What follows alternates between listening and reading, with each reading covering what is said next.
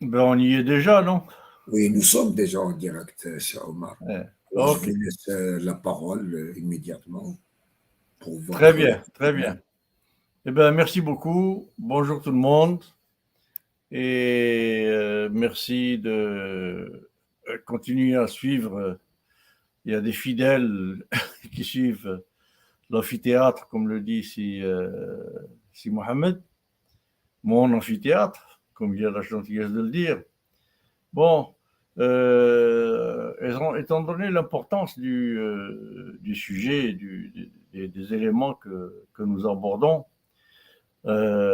et surtout l'angle d'attaque qui est évidemment pas habituel, même très original et très, presque marginal par rapport à l'ordre dominant des idées et des débats d'idées, et si on peut appeler ça encore des débats d'idées aujourd'hui, s'il y en a, tellement le consensus issu du brainwashing, du lavage de cerveau néolibéral tous azimuts, a provoqué dans les cerveaux jusqu'au sein des universités et des laboratoires et des facultés, et là où on est censé avoir un minimum de pensée critique, il n'y a plus, pratiquement plus, à ce que je vois, de gens vraiment capables d'exercer une pensée critique dans le sens où on appelle ce terme, c'est-à-dire dans le sens de l'école de Francfort, entre autres, qui a créé la théorie critique, et donc armé pour discuter ce qui se passe autour de nous. Parce qu'il faut bien comprendre qu'on ne peut pas critiquer un système à partir de ses propres éléments. Donc, tous ces gens, y compris dans l'amphithéâtre que j'ai et les questions que je vois, etc., qui me donnent un peu le pouls de ce qui se passe en termes de pensée et de recherche de pensée chez les gens actuellement, eh bien, nous sommes vraiment loin, loin, loin des capacités qu'il y avait dans les années 70. Et d'ailleurs, quelqu'un l'a écrit, je pense, à propos de Michel Onfray, un intellectuel français, et à propos de Piketty, je pense, de Thomas Piketty. Et je pensais la même chose. C'est bizarre, j'allais presque l'écrire quand j'ai oublié malheureusement le nom de cet intellectuel, et qui a fait état du fait que, je pense que c'était dans un débat avec Piketty même, que dans les années 70, nous avions évidemment bon, les pensées orthodoxes, déjà néolibérales, on disait néoclassiques à l'époque, enfin néolibérales qui commençaient à, comme on va le voir dans des webinaires ultérieurs, qui commençaient à se construire, etc., etc. Mais il y avait quand même autant de gens qui étaient capables de débattre à partir d'idées qui viennent de connaissances, de savoirs critiques complètement en dehors du sillon néoclassique et plus tard néolibéral. Alors je le répète, on ne peut pas critiquer la pensée néoclassique et la pensée néolibérale, encore moins sur le plan méthodologique et épistémologique, comme j'essaie de le faire, à partir des éléments et des concepts qui ont construit ou qui constituent ces pensées néoclassiques et néolibérales. Or, je vois, d'après certaines réactions, d'après certains commentaires, etc., certains messages que je reçois, que on agit comme si, effectivement, on pouvait et on considère certains intellectuels, bon, entre guillemets ou sans guillemets, parce qu'on peut en mettre et en enlever, qui seraient critiques, seraient traités comme critiques, comme déconstructeurs méthodologiques et épistémologiques du système, alors que pas du tout. Ils ne font que discuter de façon fonctionnaliste et instrumentale la façon dont devrait fonctionner ou ne pas fonctionner le système néoclassique, néolibéral en lui-même. Et ça, ce n'est pas de la critique. C'est au mieux et au plus élevé intellectuellement possible de la simple remise en question rituelle de modalités de bon ou mauvais fonctionnement du système néoclassique et néolibéral. Et ça n'a rien à voir avec une critique, pas du tout.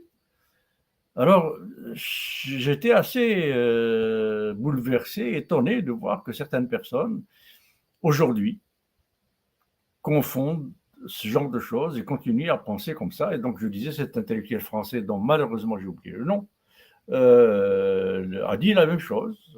Dans les années 70, nous avions des Castoriadis, des Althusser, des je sais pas quoi, des Rosan-Vallon, des Bourdieu, etc., etc. Enfin, pour parler de la France. Pour parler de l'Algérie, nous avions des Abdelkader Djerloul, nous avions des Hadi El-Hadid, etc. Enfin bon, nous avions, qui y est toujours, mais bon, mais nous avions des gens qui ont été à cette école-là. L'école des Bourdieu, des Althusser, des Castoriadis, etc., etc. Et là, on n'en a plus.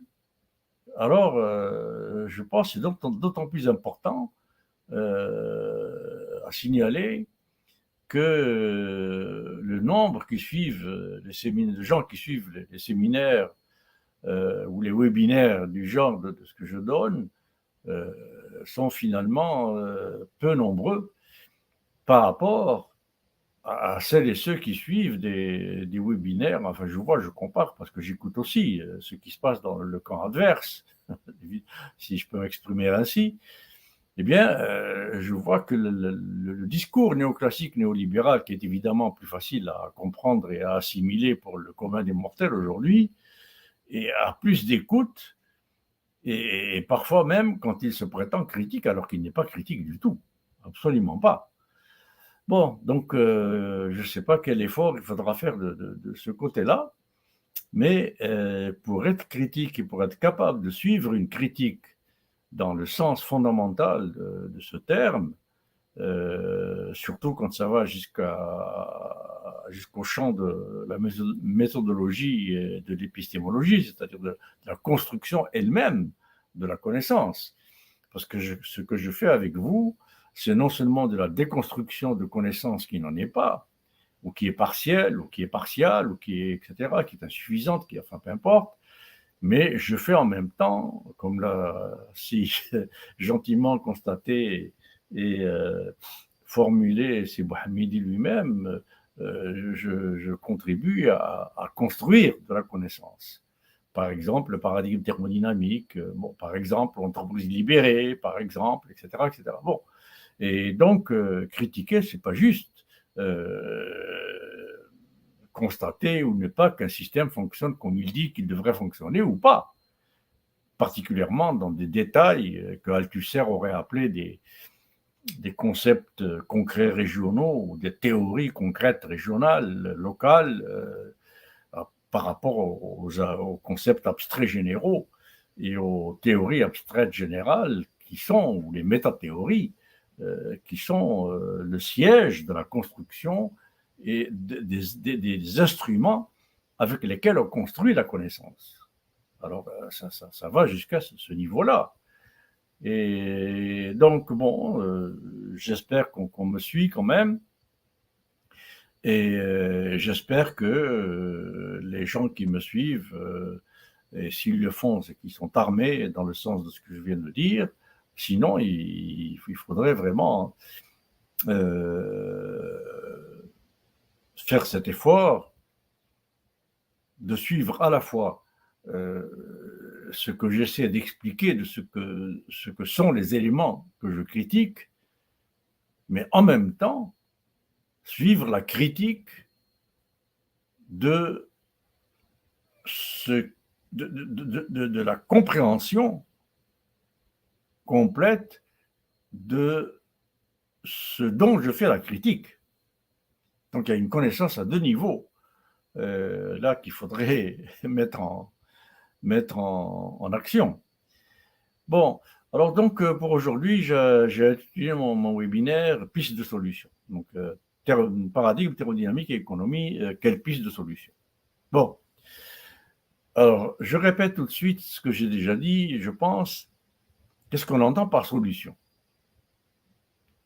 Alors, si on entend par solution, comme c'est très souvent le cas, même inconsciemment, le fait de Omar Aktouf, dites-nous comment on peut continuer à faire de la croissance, à faire du PNB, à faire du PIB, à faire des profits, à devenir riche, à faire des milliardaires, à multiplier sans limite les soi-disant nouvelles technologies, technologie sur technologie sur technologie, enfin je dis soi-disant, parce que très souvent ce qu'on appelle une nouvelle technologie, ce n'est qu'une adaptation souvent à epsilon d'une méthodologie antérieure, comme par exemple, je ne sais pas moi, le cellulaire.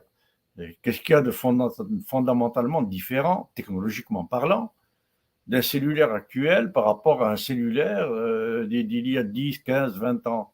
Quoi? Bon, on améliore les pixels de la photographie, on a so what? Mais tout ça, c'est du commerce. Tout ça, c'est pour vendre, c'est tout. On vous dit nouvelle technologie, nouveau machin, nouveau truc, nouveau, mais c'est nouveau à une infime portion de ce qu'était le modèle précédent. Donc, c'est juste une question commerciale. Hein. Ça fait partie de l'obsolescence programmée pour employer le terme qui correspond à cette façon de faire. Bon, alors donc, qu'est-ce qu'on appelle solution? Alors, si c'est ça, moi je dis non. Une solution à un problème implique d'abord que le problème soit correctement formulé. Alors, je l'ai déjà dit je ne sais combien de fois, la véritable intelligence réside dans l'étape de la formulation du problème auquel nous sommes confrontés. Si nous formulons le problème auquel nous sommes confrontés de façon erronée, ben, il est évident que la solution à laquelle nous allons aboutir sera erronée. Or, nous formulons nos problèmes aujourd'hui à travers le monde, en économie et en gestion, ce qui est le sujet dont je parle. Nous les formulons en termes de how to make money. Alors, je défie quiconque, de me contredire là-dessus, de me faire la preuve qu'en économie et gestion, on formule nos problèmes autrement, in fine. Même si on parle de ressources humaines, comment les rendre plus heureuses, comment les libérer, comment je sais pas quoi, comment les faire de la qualité de travail, qualité de vie à l'usine, de je sais pas quoi, tout ça, in fine, à la fin, la finalité, c'est comment changer ces modalités-là, les modifier, dans quel but? Faire plus d'argent. Donc, n'arrêtons pas de formuler notre problème in fine en termes de how to make money. Bon. Or, il n'y a pas de plus stupide formulation de nos problèmes que celui-là. How to make money. Bon. How to make, si le problème de l'économie et de la gestion devait se résumer à ça, bon, je fais abstraction de toutes les modalités autour, vous savez bien, il y a toute une gangue autour de socialisation, machin, Minsberg qui parle de production de valeur sociale avec Michael Porter, avec je sais pas quoi, je me demande d'ailleurs même ce que ça veut dire valeur sociale, eux-mêmes, je ne comprends pas ce qu'ils en disent, responsabilité sociale de l'entreprise, ceci, cela, etc., durabilité, soutenabilité, blablabla, virage vert, etc. Mais tout ça, c'est une espèce de boue, de gang dans le sens de boue, hein, de minéral, qui entoure un minéral, un minerai. Eh bien, autour du noyau central qui reste how to make money. Comment faire de l'argent. augmenter la croissance, augmenter ceci. En Algérie, on parle d'augmenter la croissance du côté du pétrole et du gaz, ce qui est une catastrophe, parce que bon, avec l'actualité mondiale qui se passe maintenant, le recours aux énergies fossiles revient en force, particulièrement le pétrole et le gaz. Eh bien, donc aussi, on parle de croître en termes d'énergie, d'économie de la connaissance, d'économie virtuelle, économie, j'y reviendrai parce que c'est une bêtise inouïe que de dire que l'Algérie va rentrer dans l'économie de la connaissance comme ça, alors qu'on n'a même pas la 3G minimale, un minimum de connectivité entre les lieux de connaissance, etc., les universités, le système universitaire et d'éducation algérien est sinistré, comme on le sait. Enfin bon, c'est de la pensée magique, quoi. C'est juste pour mettre des mots. Alors donc, si on formule le problème dans ce sens-là, how to make money avec l'économie de la connaissance, puisque l'Algérie ne peut pas apparemment rivaliser avec quiconque sur le plan de l'économie, technologie traditionnelle, je ne sais pas moi, des avions, des fusées, des ordinateurs, des voitures, des frigidaires, des je ne sais pas quoi, des téléviseurs, etc. Bon, alors, si c'est ça le problème, how to make money, lisez s'il vous plaît mon livre qui a changé le management. Et je le dis, et c'était une commande de HEC Montréal qui m'a été faite, et je le répète parce que je pense que c'est important de le répéter, qui est venu me chercher, me recruter dans l'université où j'étais avant, spécifiquement pour changer le contenu du management, et changer donc le management. Alors, vous l'avez dans le management en tradition et renouvellement, et ce que je dis là est dans les premières parties du livre. Bon, alors une des preuves que c'est un changement du management, c'est qu'il a été traduit en anglais.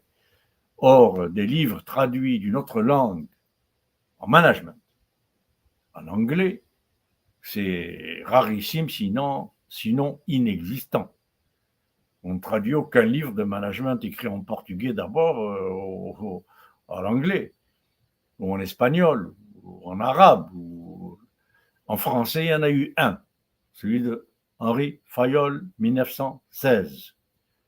Et depuis, il y a eu le mien. Bon, alors si les Américains, les Anglos, ont cru bon de traduire un livre qui s'intitule Management entre tradition et renouvellement à l'anglais, le titre c'est Traditional Management and Beyond a Matter of Renewal. Donc, management traditionnel, etc., une question de renouvellement. Alors, donc, dans ce livre, je dis, jusqu'à la 5e édition, que qui est un classique maintenant, d'ailleurs considéré comme un classique en Amérique latine, eh bien, je dis que si le problème c'est how to make money, eh bien, il y a juste à créer des écoles d'économie et de gestion qui apprennent aux gens à devenir des trafiquants de drogue. Qui fait plus d'argent que les trafiquants de drogue, de cocaïne, je sais pas, de marijuana, qui fait plus d'argent que les contrebandiers, que les gangsters, que les... Alors là, si le problème c'est how to make money, ben ceux qui savent faire beaucoup d'argent très vite, énormément d'argent, ben c'est les Al Capone, c'est les Luciano, c'est les El Chapo, c'est les je sais pas quoi, c'est tous ces gangsters du monde qui font de l'argent comme de l'eau. Bon, alors il faut changer l'énoncé du problème. La prostitution, là, je sais pas quoi, là, etc., les proxénètes, ils en font de l'argent. Les trafiquants de mineurs, de jeunes filles, des pays de l'aide, je sais pas quoi, etc. Bon, ils en font de l'argent. Alors, est-ce qu'il faudrait faire des écoles de gestion et d'économie qui enseignent ce genre de choses pour répondre au problème? How to make money? Comment faire de l'argent? Comment faire de l'argent? Fais comme Al Capone. Fais comme, je sais pas moi, les grands mandis de n'importe quelle partie du monde.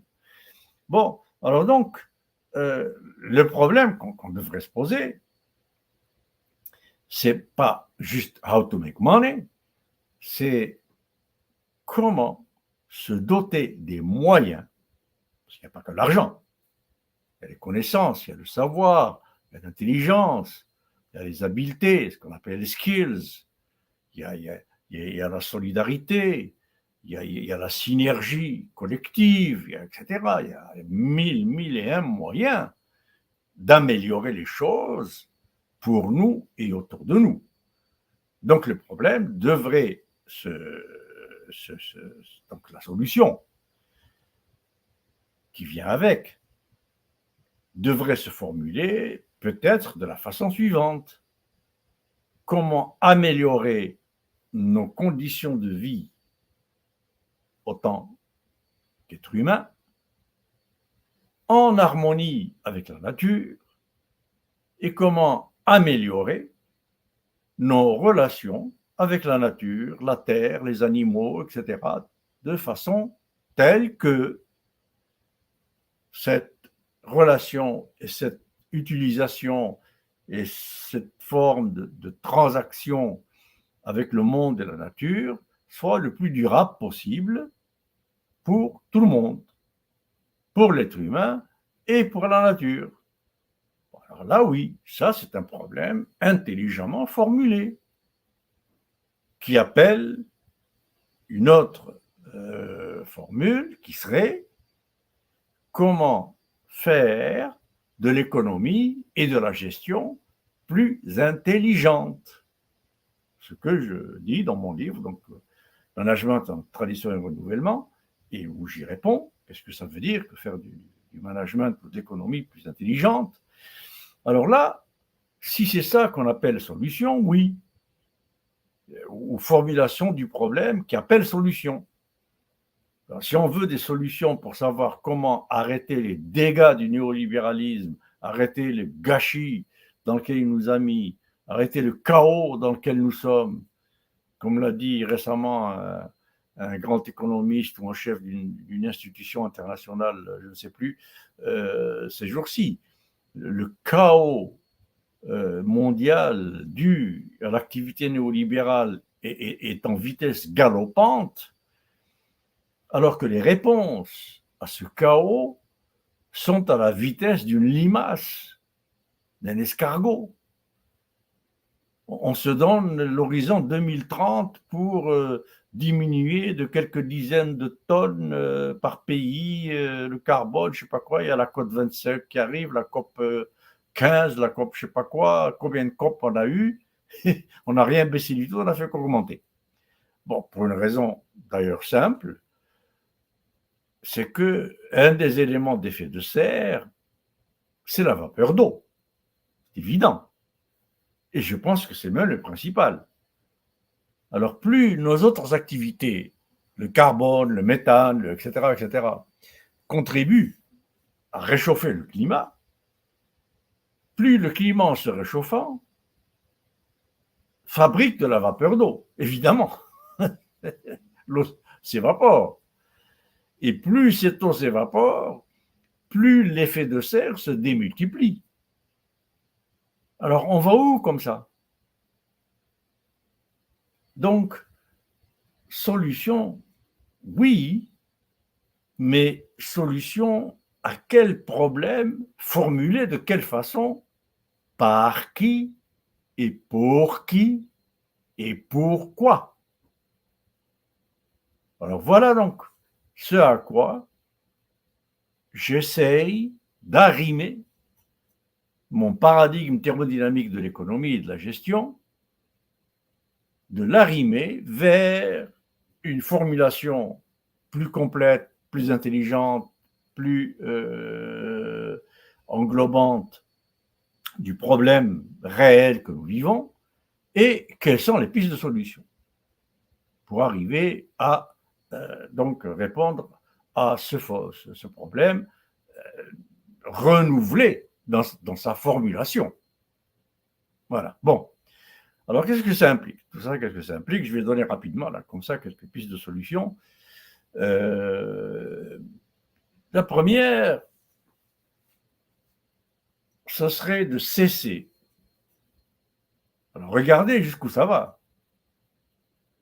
Ce serait de cesser immédiatement de penser que la réussite, c'est faire de l'argent. Arrêtez de penser ça. Faire de l'argent, ben, évidemment, pour vivre correctement.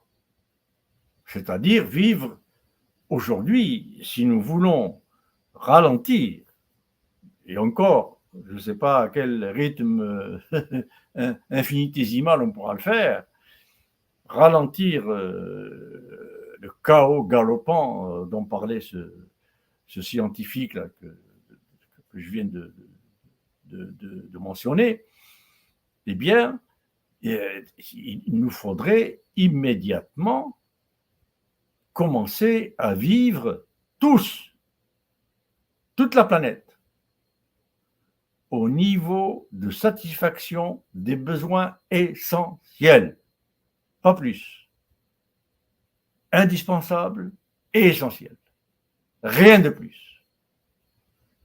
Alors, besoin indispensable, c'est se loger, se nourrir, se vêtir, s'instruire, se cultiver, se transporter, mais pas avec des avions supersoniques et des jets privés et des je sais pas quoi, là, se transporter de façon quasi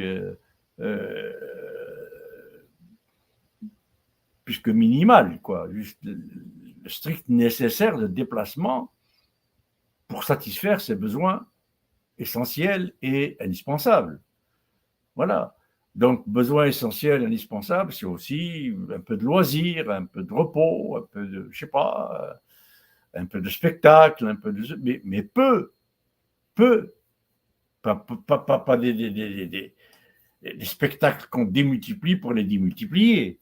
Alors, en parlant de spectacle, une preuve, c'est qu'aujourd'hui, je lisais ça hier ou avant-hier dans un article de journaux, les artistes à l'échelle donc de l'Occident, parce que ça paraît de l'Occident. Bon, je pense que le reste du monde, c'est la même chose. Arrête de faire des tournées de spectacles, parce que ça ne rapporte plus. Ben, bien sûr que ça ne rapporte plus. Ça ne rapporte plus parce que ce ne sont plus des spectacles qu'on veut faire. C'est des méga événements avec des feux d'artifice et des je sais pas quoi et des constructions éphémères qui doivent durer une nuit ou deux nuits de performances qui coûtent des millions et des millions. C'est des caravanes de dizaines de semi-remorques et de je ne sais quoi.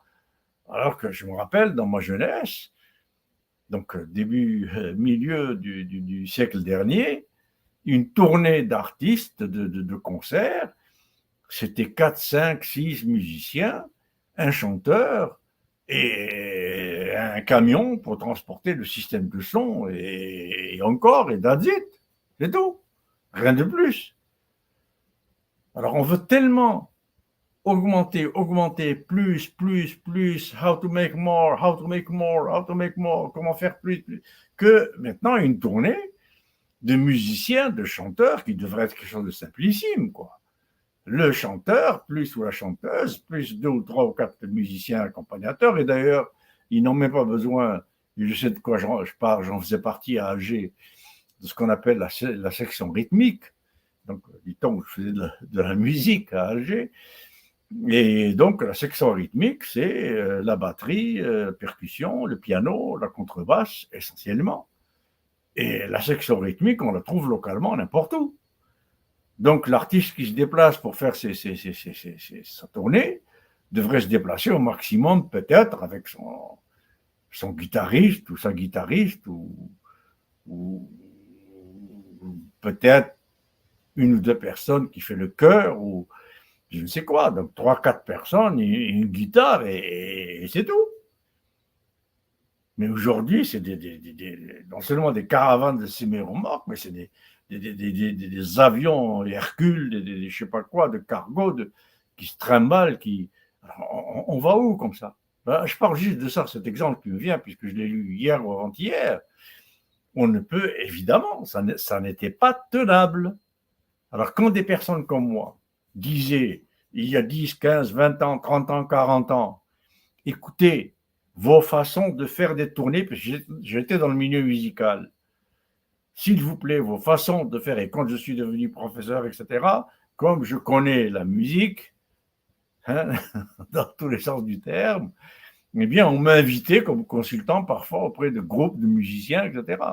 Alors, je fais partie de ceux qui leur criaient, écoutez, arrêtez de transformer quelque chose qui doit être essentiellement de la musique et du chant, etc. Donc, c'est ça l'essentiel, mélodie, rythme, harmonie, basta.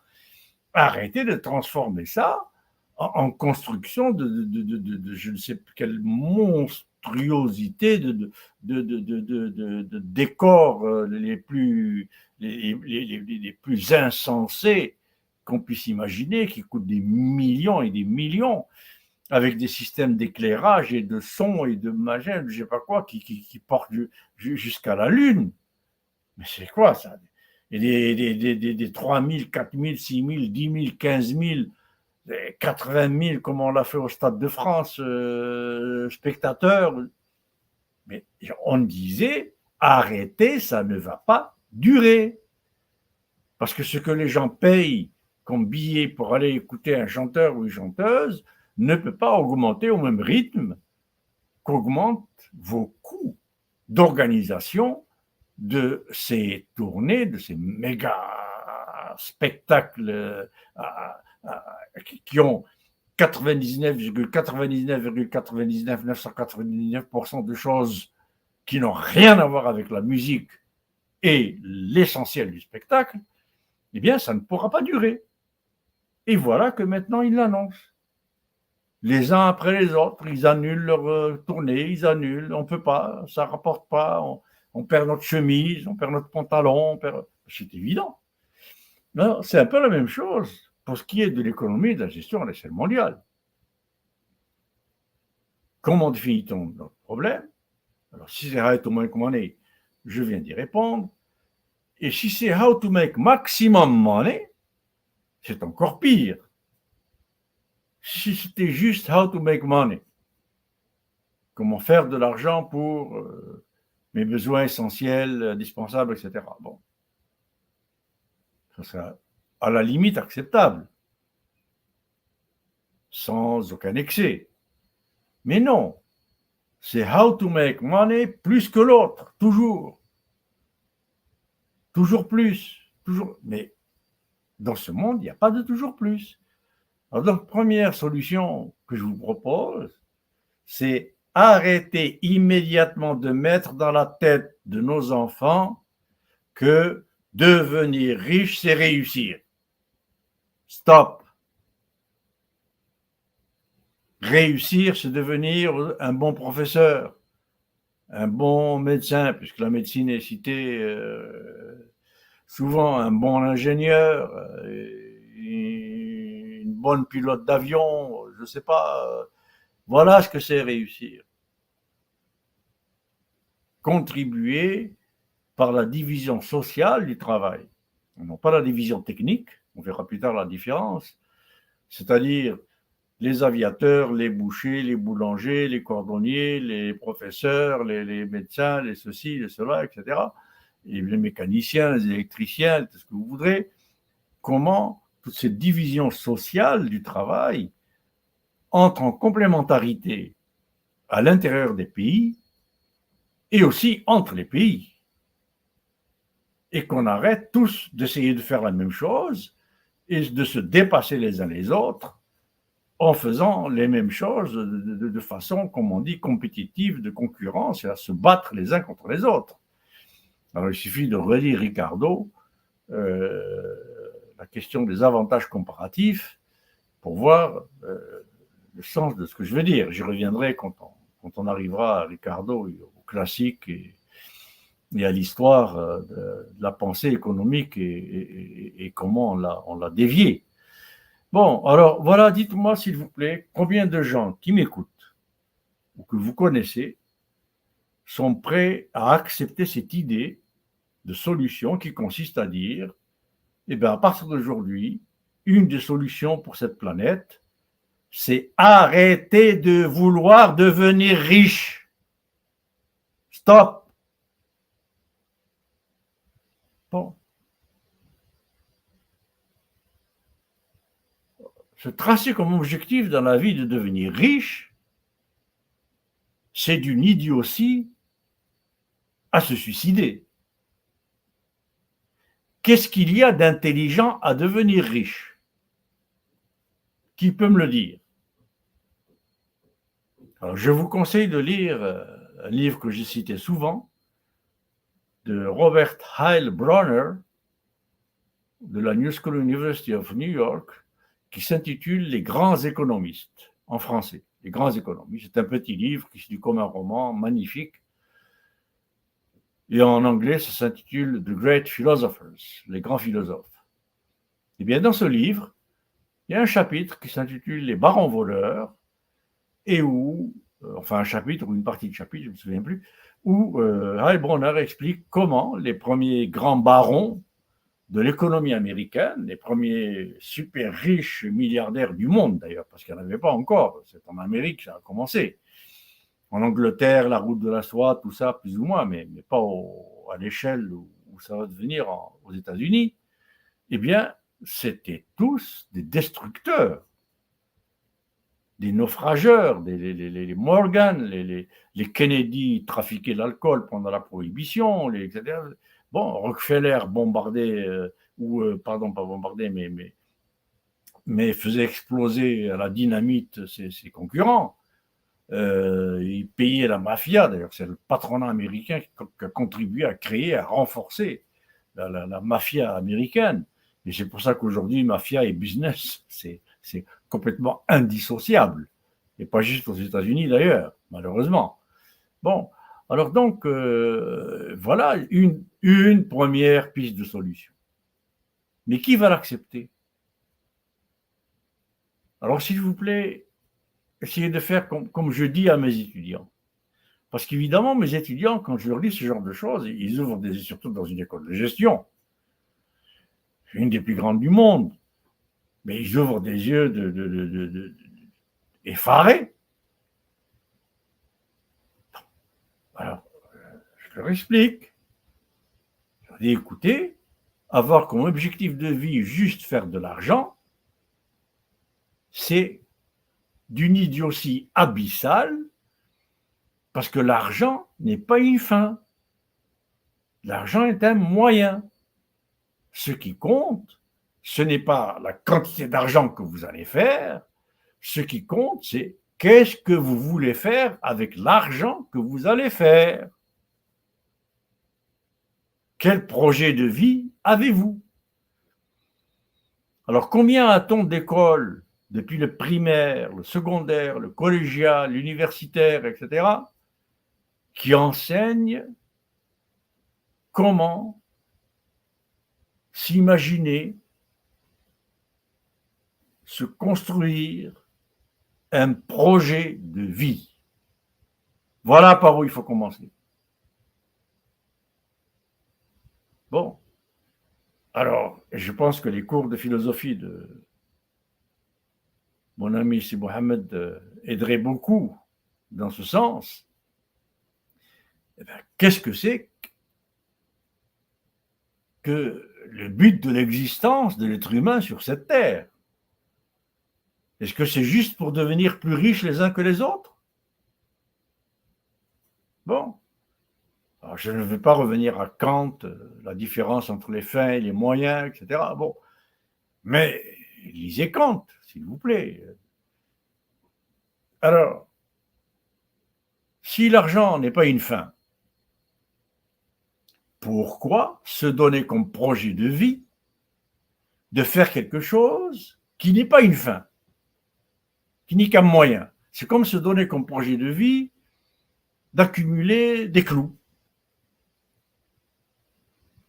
Ben, un clou, c'est un moyen pour fixer des planches. Le clou en lui-même, il n'a aucun sens.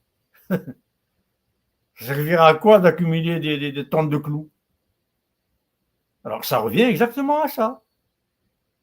Ou quelqu'un qui se donne comme objectif de vie d'accumuler des pelles, ou des pics, ou je ne sais quoi. C'est d'une idiotie sans limite. Alors, je donne à mes étudiants très souvent mon propre exemple. Quel projet de vie? Ben, j'ai déjà dit ou je ne l'ai pas dit, je le dirai, je ne sais pas. Bon. Il se trouve que dans les circonstances qu'ont fait ma vie, je n'ai jamais voulu être riche. Ça ne m'a jamais intéressé. D'ailleurs, je suis loin de l'être, entre parenthèses. Bon, donc,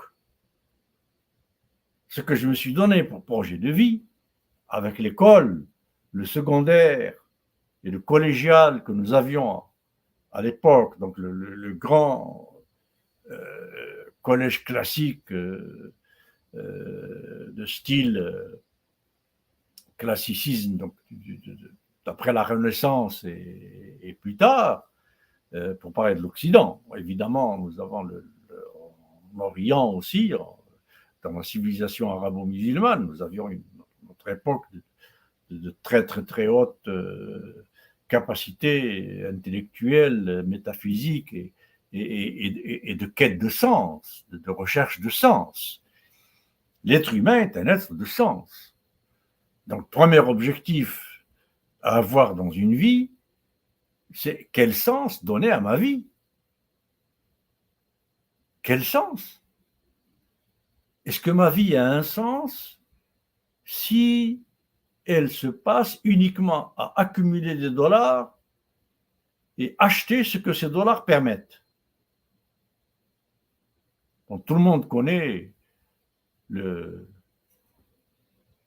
malheur, entre guillemets, des super, hyper riches qui finissent tous dans la cocaïne et dans les surdoses et dans les je sais pas quoi, et dans des choses à peine prononçables.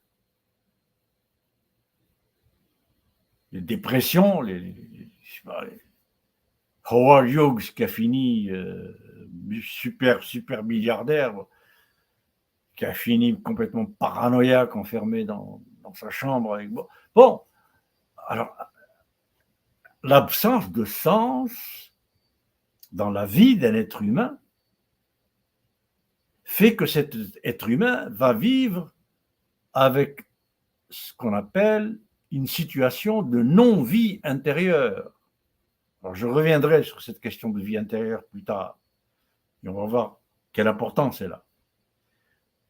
Or, l'absence de vie intérieure et l'absence de sens qui peut alimenter cette vie intérieure, et laquelle vie intérieure alimente la construction du sens qu'on donne à sa vie.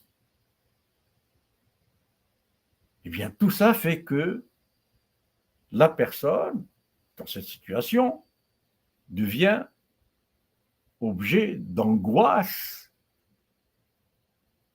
infinie. D'abord, il y a ce qu'on appelle la diffuse anxiety, l'angoisse diffuse que tout être humain vit tout simplement parce qu'il est conscient de sa mort. Nous sommes la seule créature à être conscient, enfin, croyons-nous, de notre mort. Eh bien, cette angoisse diffuse déjà nous habite. Alors, si vous y ajoutez l'angoisse d'absence de sens, que suis-je dans ce monde? Que signifie ma vie? Qu'est-ce que ma vie va laisser comme supplément d'âme ou de sens ou d'harmonie ou d'amélioration de ce qui m'entoure? Eh bien, on est pratiquement là, en deçà de ce que être humain signifie. Bien en deçà, si on enlève la question du sens. Je ne prends là qu'un seul élément, le sens. Alors, je donne donc souvent à mes étudiants d'exemples personnels, m'excuserez, mais j'ai été frappé, moi, dans les études classiques que j'ai eues, évidemment, comme tout le monde, par la magie des mathématiques et tout ce qui s'ensuit, bon, ça va, mais aussi par la magie de la littérature, de l'histoire, de la philosophie, de toutes ces matières qu'aujourd'hui on méprise pratiquement. Eh bien, très vite, je ne sais pas, l'âge de 15-16 ans peut-être, mon ambition, mon projet de vie s'est construit. C'était comprendre ce monde. Voilà. Devenir Montaigne, ou Diderot, Voltaire, Jean-Jacques Rousseau, je ne sais pas, pour ne parler que des Occidentaux. Bon, je pourrais citer aussi des Orientaux, ils sont nombreux. J'ai eu la chance d'avoir étudié des géants comme Moulay al-Bahri, comme Moutanabbi, etc., etc. Bon, et donc, projet de vie, comprendre ce monde. Faire comme Montaigne, commencer par cette phrase extraordinaire, cette incipit historique, peut-être le plus beau de toute l'histoire, après celui de l'étranger de Camus, enfin, dans ma classification à moi. Hein, bon. Hier, sans doute, point, ou avant-hier, maman est morte. Point. Bon. Et puis, suit un roman transcendant, Nedjma, de Kateb Yassine, évidemment. Bien, donc, cet incipit de Montaigne, qui était le sujet et l'objet de ce livre, enfin, je ne cite pas mot à mot, mais de mémoire, c'est moi. D'abord, quelle prétention. Mais ce moi, évidemment, c'est le moi socratique. Socrate, le connais-toi toi-même comme être humain, mais à travers toute l'humanité qui est en toi. Tu ne peux te connaître que si tu connais ce que humain veut dire. Alors voilà ce qu'était mon ambition de vie. Ça a du sens. Et à partir de là, se construire le budget, l'argent qu'il faut gagner pour atteindre cet objectif. Alors, personnellement, ce que j'explique à mes étudiants, c'est que j'ai mon salaire de professeur, bon, et j'y ajoute des activités de consultation, de conférences, etc., par-ci par-là dans le monde, mais tout cela à l'intérieur d'un budget que je me fixe chaque année et qui comprend quoi? Le nombre de livres que je dois acheter, mon budget de livres. Voilà, et vous avez une petite idée derrière moi, ce qui n'est qu'une infime partie des livres que j'ai accumulés. Bon. Deuxième budget, vivre.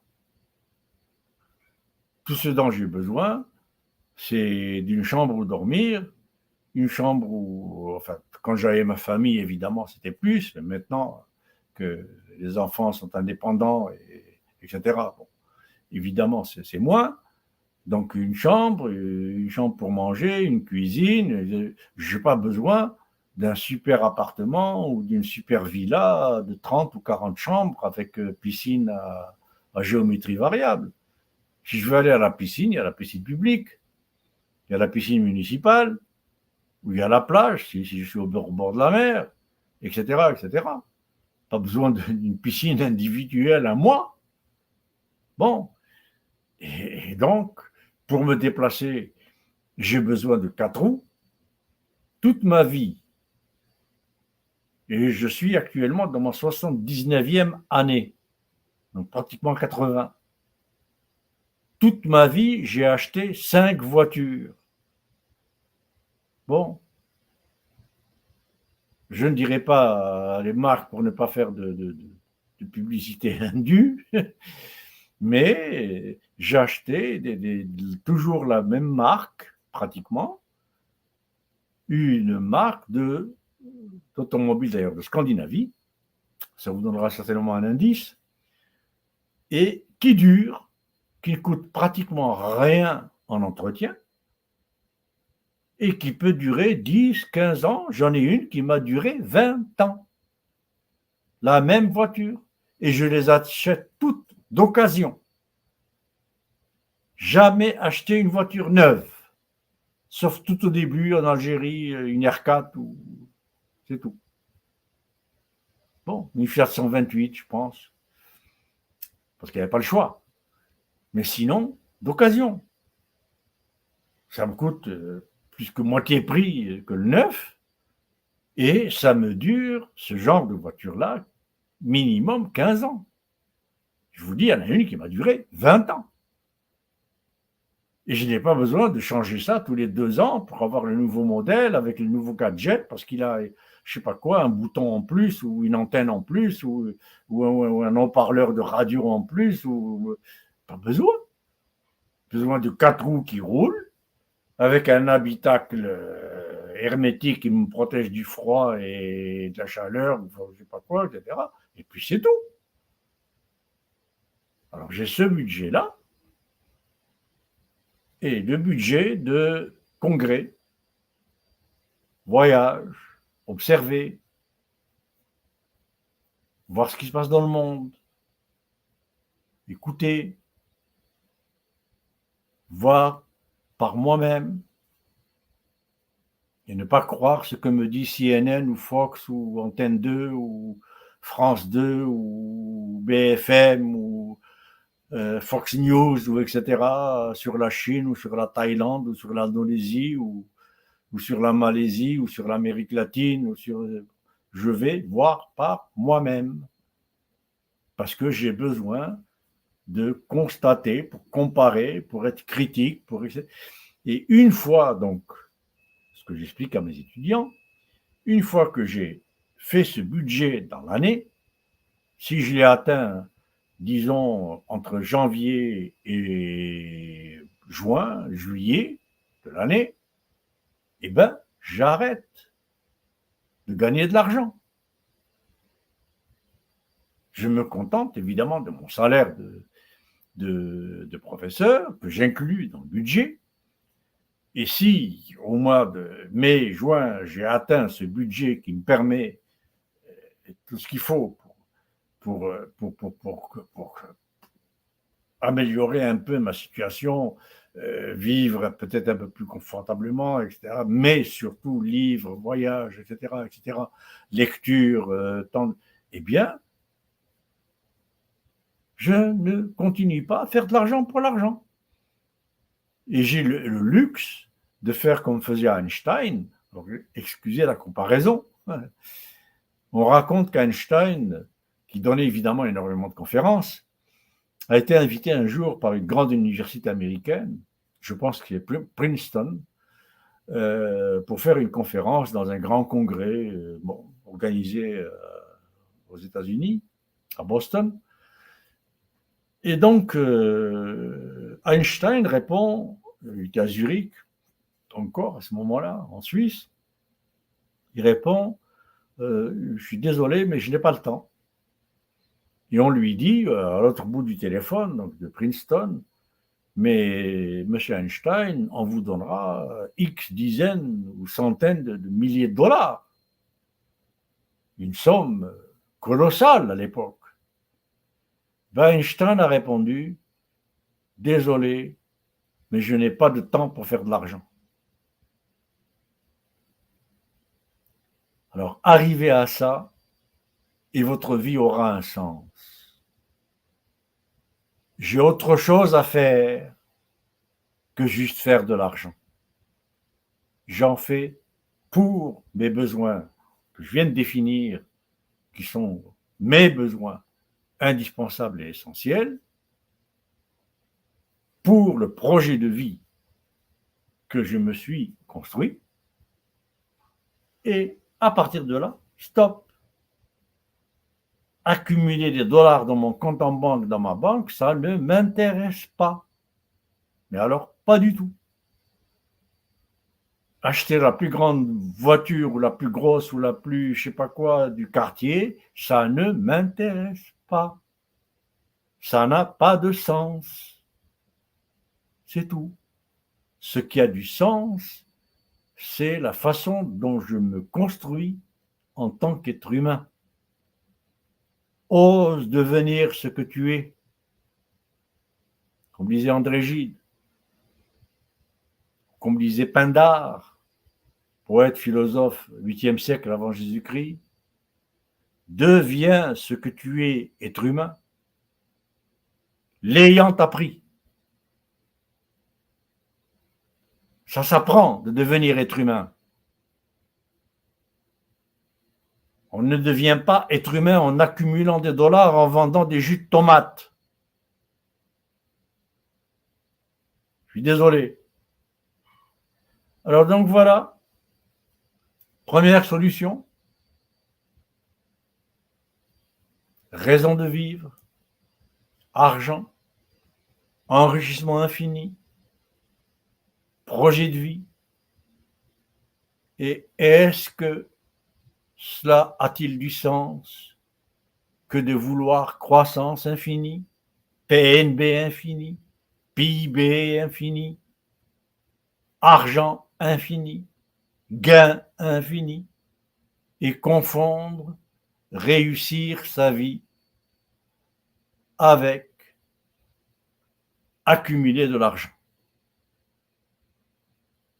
Si on arrive à ça, eh bien on arrivera à des populations qui seront, infiniment plus instruites, infiniment plus armées en termes de vie intérieure. Ça me rappelle une phrase de Karl Marx: plus vous possédez, moins vous êtes. Plus vous possédez, moins vous êtes. Parce que être, c'est être humain.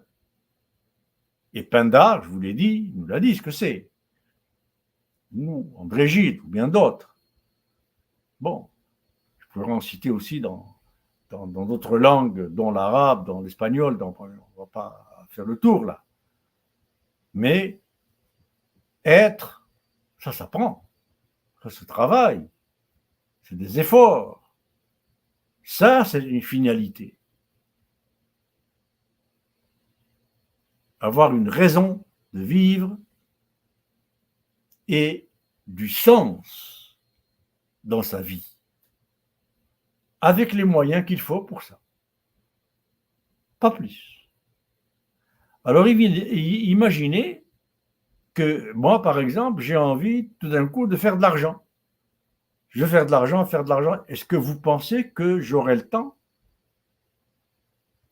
de penser, de réfléchir, de lire, de comparer, d'observer, d'analyser toutes ces choses dont je vous parle? Est-ce que j'aurai le temps d'écrire un demi des livres que j'ai écrits? Des articles, des centaines que j'ai commis? Est-ce que j'aurai le temps de faire ça? Eh bien, tout ce temps perdu, c'est du temps perdu pour se construire en tant qu'être humain. Je dis bien perdu à faire de l'argent, plus que nécessaire pour un projet de vie qui a du sens et pour vivre au niveau de ses besoins indispensables et essentiels.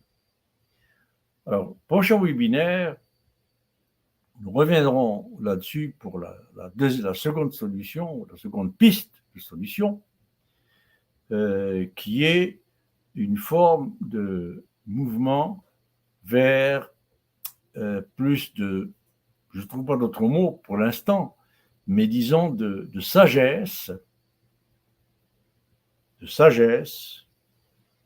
et de contentement dans nos vies. On trouve ça dans Aristote aussi. Dans la tradition orientale, arabo-musulmane, etc., al-qana'a. Dans les autres langues que je pratique, je ne connais pas d'équivalent de ce mot. Ni en français, ni en anglais, ni en espagnol, ni en portugais, ni... Bon. Il n'y a pas l'équivalent du mot qana'a, aqna'. Ça, c'est ce qu'Aristote appelait le contentement. Se contenter. Contentez-vous et arrêtez de vouloir toujours plus, et surtout la façon la plus idiote de vouloir plus que l'autre. Si l'autre est assez fou, assez idiot pour ne voir rien d'autre dans sa vie que la consacrer à posséder, eh bien moi, je ne deviendrai pas aussi idiot. Alors, n'oubliez pas cette phrase de Marx. Plus vous possédez, moins vous êtes. C'est évident.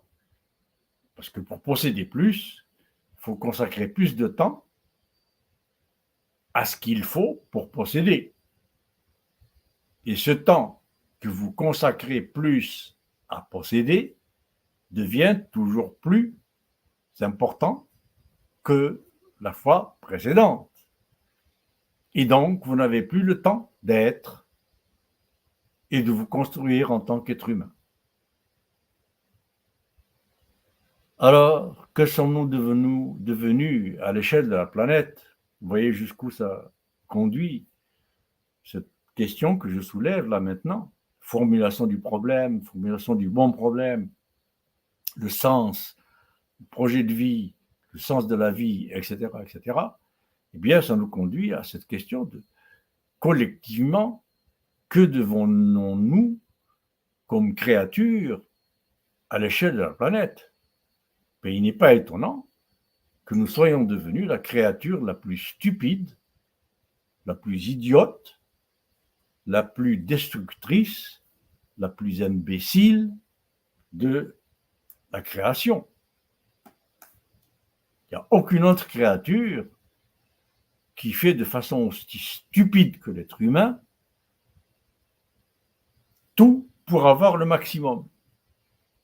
Aucune créature, ni végétale, ni animale, ni aucune. Il n'y a que l'être humain qui est assez stupide pour ça. Et on en voit les résultats. Alors donc, première solution, éduquer nos enfants à être moins stupides que la génération qui les a précédés.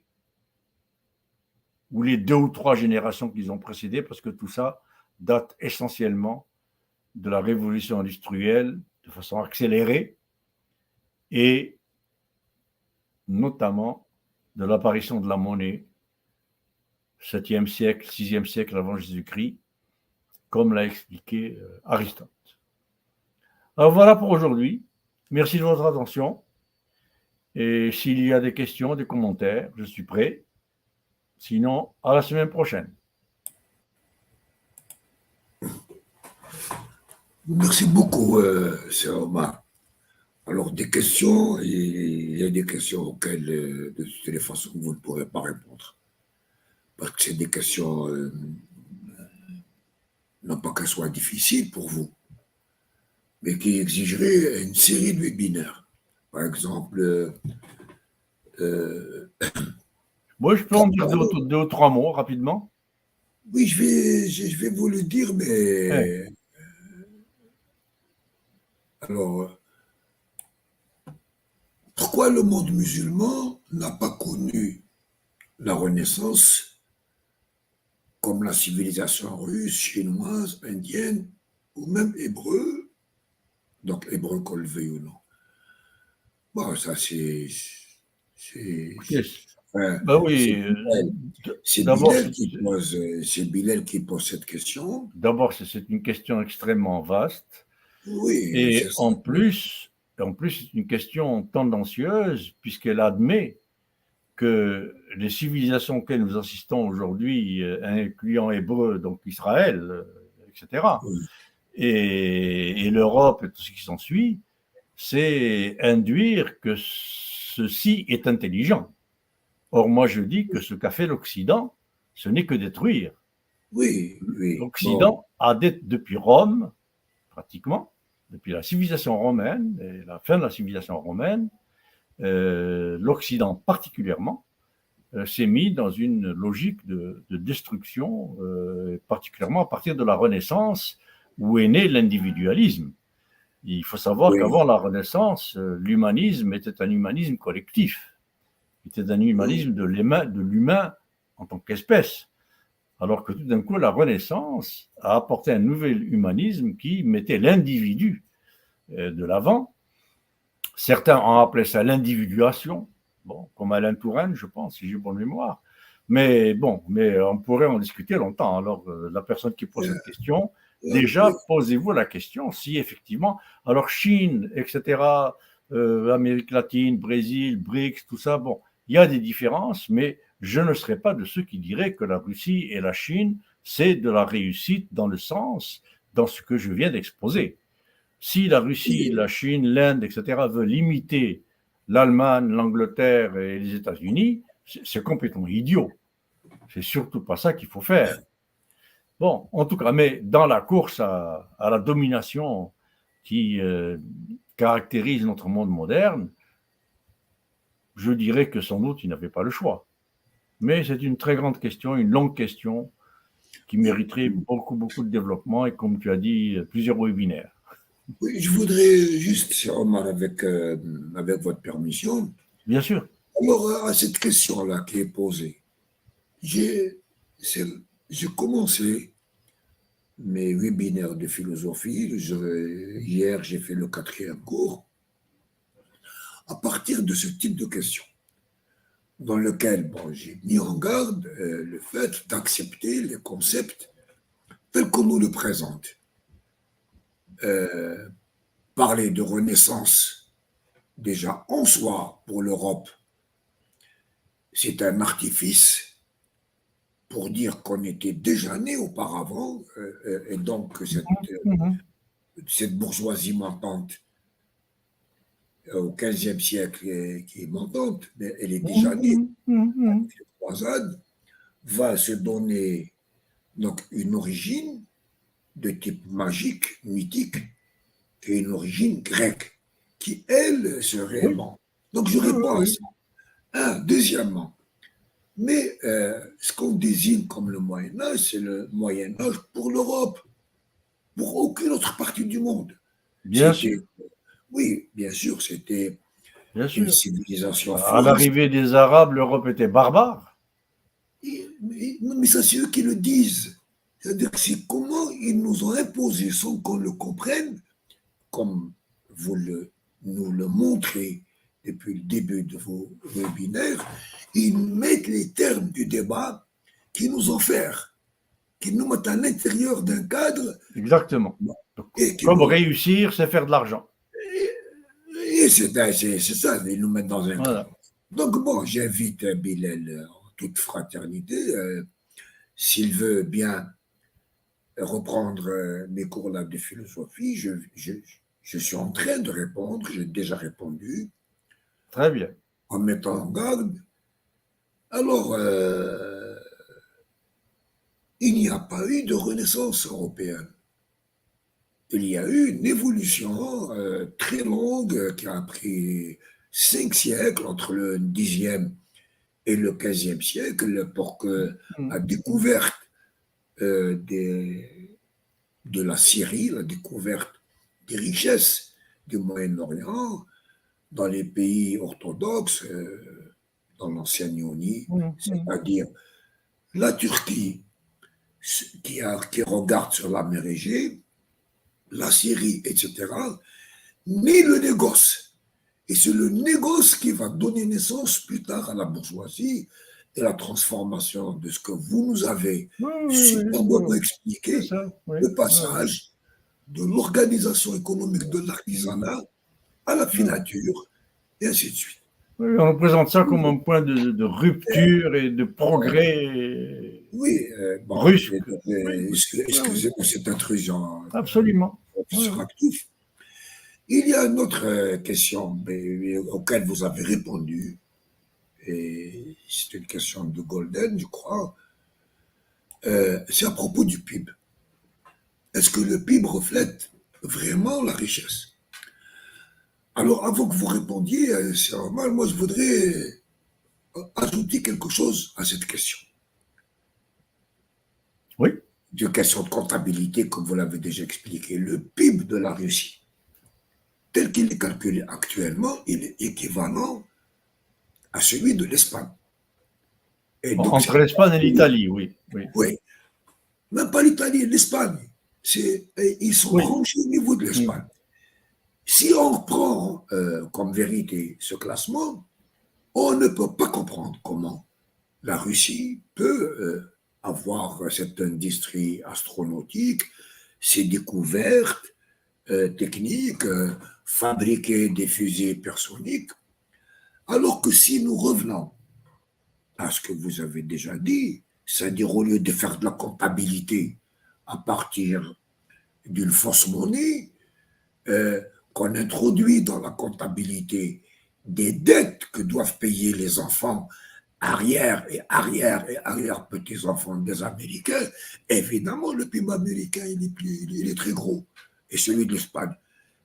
Mais si nous revenons au pôle de la production matérielle, industrielle et agricole, au niveau des deux premiers secteurs euh, sont les services, le PIB de la Russie, enfin, ce bloc industriel et agricole de la Russie, est de 3 fois supérieur au bloc industriel et agricole de l'Allemagne. Et le bloc industriel de la Chine est 3 fois supérieur au bloc industriel et agricole des États-Unis. Bon, mais vous nous avez déjà expliqué cette farce, cette astuce de parler Mm. d'économie à partir de la comptabilité. Donc, je vous remercie vraiment de vouloir encore nous éclairer là-dessus. Oui, Merci. on y reviendra sur la comptabilité à partie simple, à partie double, etc., etc. Il y a beaucoup, beaucoup à dire.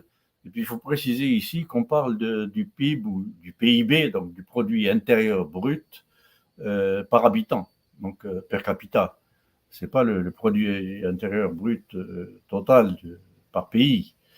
Et donc, le produit intérieur brut, comme le PNB, le produit national brut, ça peut aussi bien s'alimenter par des activités dites économiques que j'appelle positives, c'est-à-dire qui contribuent à l'amélioration de la vie des citoyens, etc., comme les besoins indispensables et essentiels dont je viens de parler, et non pas au luxe et à l'économie du luxe, comme on le voit, qui occupe pratiquement 50% du PIB ou du PNB de pratiquement tous les pays de l'Occident.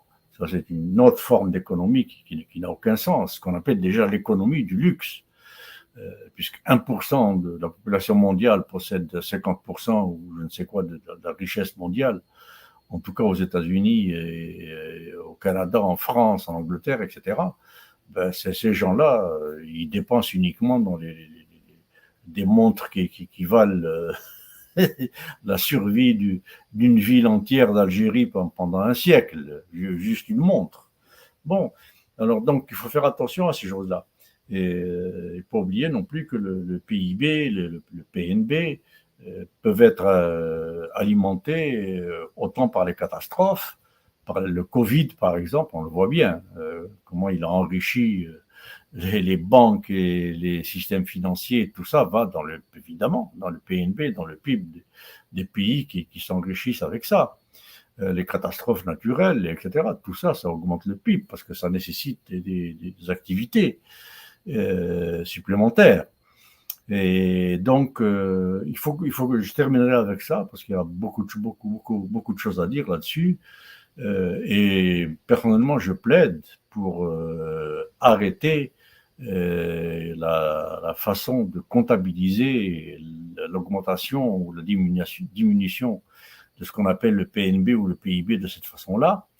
Alors, ceux qui sont intéressés, il y a notamment dans Max Weber, dans Économie et Société, le premier tome. Enfin, le deuxième tome n'a pas été traduit en français, mais pour ceux qui lisent l'anglais ou l'espagnol, il est traduit en anglais et en espagnol. En portugais, je pense aussi. Enfin, les langues que je pratique. Et puis, Sombart, j'ai oublié son prénom, dont d'ailleurs Max Weber s'est inspiré, qui a beaucoup travaillé sur cette question d'origine et d'évolution de la comptabilité, à partir de Luca Pacioli, qui a écrit la Summa della Aritmetica, qui a été l'origine de la construction de l'édifice de la comptabilité à partir du XIIIe, XIVe siècle, dans le sud de l'Italie. Bon, et donc, il ne faut pas oublier une chose, c'est qu'aujourd'hui, on parle de PIB, de PIB, mais peu de personnes se demandent pourquoi on ne parle pas de PNB, produit national brut, produit intérieur brut. Finalement, ça mesure l'accumulation de richesses nationales, comme on dit, la création de richesses, comme on dit. Mais là, je terminerai là-dessus pour aujourd'hui. À moins qu'il y ait une question importante auquel je répondrai très rapidement parce que je dois malheureusement quitter dans quelques minutes, eh bien,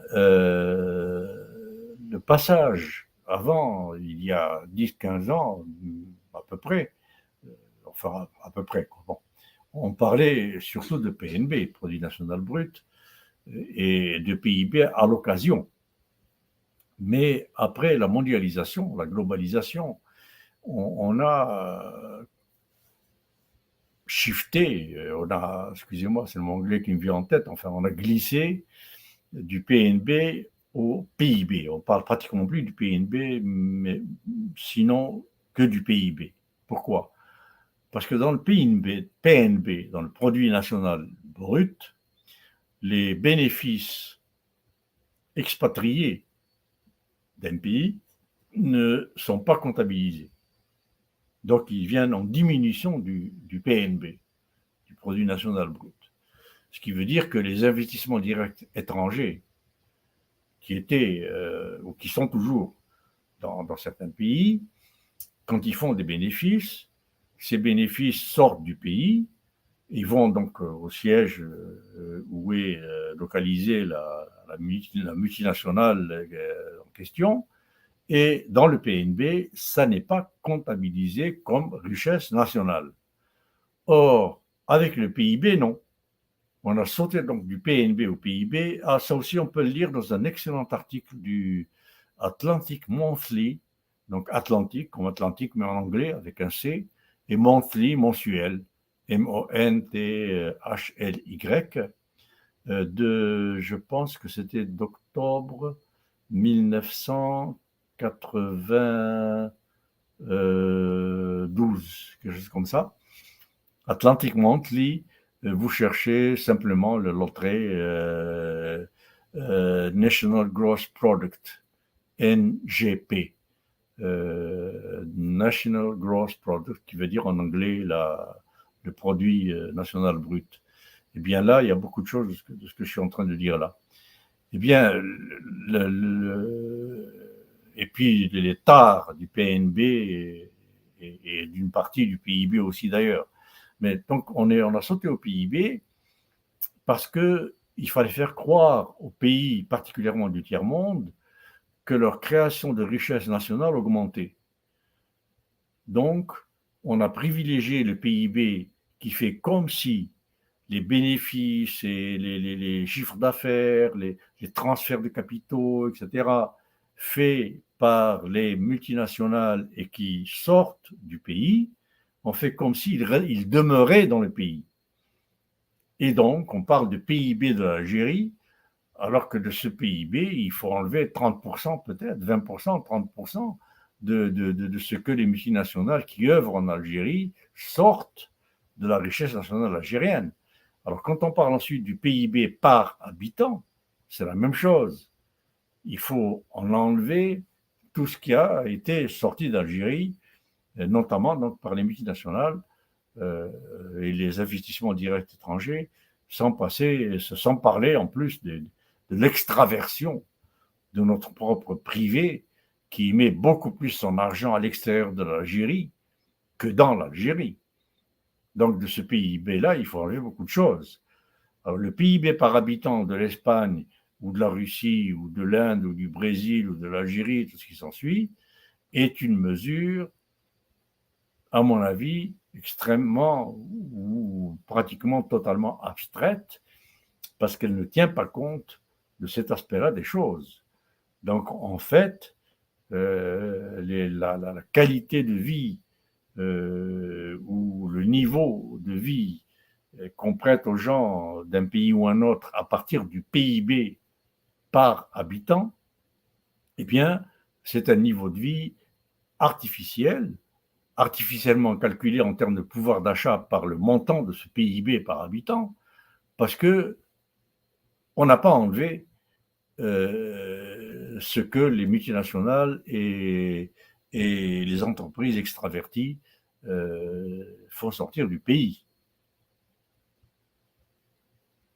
Alors voilà, je ne sais pas s'il y a un autre commentaire ou une autre question que je commenterai très brièvement.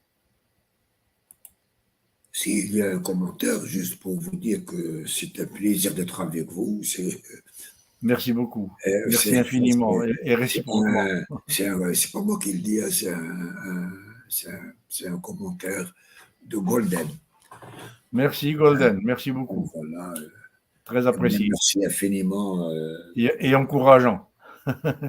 Parce que vraiment, des gens comme moi et comme vous, chez Mohamed, ont besoin d'être très, très encouragés, soutenus pour essayer de nous battre contre la marée, contre la houle, comme on fait.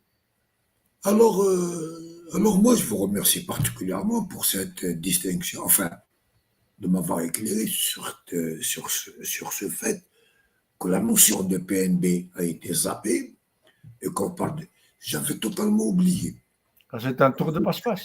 C'est tellement... Ça a tellement disparu. Ah oui, c'est un tour de passe-passe magistral. Oui, voilà. Eh bien, merci infiniment. Merci à vous. Merci à notre amphithéâtre et à la semaine prochaine. Alors pour le BNB, merci infiniment. Infiniment. Avec grand plaisir.